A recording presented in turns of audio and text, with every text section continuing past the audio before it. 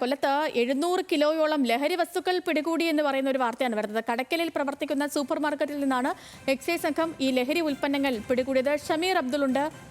ഷമീർ, പറയാം, ഇത് ഒന്നും രണ്ടും ഒന്നും അല്ല ഷമീർ, 700 കിലോയോളമാണ് പിടികൂടിയിരിക്കുന്നത്. Good morning.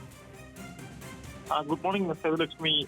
കഴിഞ്ഞ ദിവസം പുലർച്ചയോടുകൂടി കടക്കൽ ആനപ്പാറ ഭാഗങ്ങളിൽ നടത്തിയ റെയ്ഡിലാണ് ഇത്തരത്തിൽ മുമ്പ് പ്രതിയായ സിയാദിന്റെ ഉടമസ്ഥതയിലുള്ള ഒരു പനമ്പള്ളി സൂപ്പർ മാർക്കറ്റിൽ നിന്നും ഇത്തരത്തിൽ അവരുടെ ഷെഡിൽ കുറിച്ചിരുന്ന 700 കിലോയോളം വരുന്ന, അതായത് 10 ലക്ഷത്തോളം വിപണിയിൽ വില വരുന്ന നിരോധിത ലഹരി ഉൽപ്പന്നങ്ങൾ പിടിച്ചെടുത്തിട്ടുള്ളത്. ഇതിനു മുമ്പും ഇയാൾ സമാന സ്വഭാവത്തിലുള്ള കേസുകൾ എക്സൈസ് ഓഫീസിൽ ഇതിന്റെ ഉടമയ്ക്കെതിരെ രജിസ്റ്റർ ചെയ്തിട്ടുണ്ട്.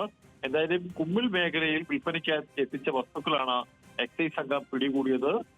കഴിഞ്ഞ ഒരു മാസത്തിനിടയിൽ ആയൂർ, കടക്കൽ, ഇത്തിവ മേഖലകളിൽ നിന്നായി 1 ടണ്ണിലധികം നിരോധിത ലഹരി വസ്തുക്കളാണ് ചടയമംഗലം എക്സൈസ് സംഘം പിടികൂടിയത്. എന്തായാലും ഈ റെയ്ഡിൽ ഇത്രയും വസ്തുക്കൾ പിടിച്ചെടുത്ത് അവർ ഓഫീസിലേക്ക് മാറ്റിയിട്ടുണ്ട്.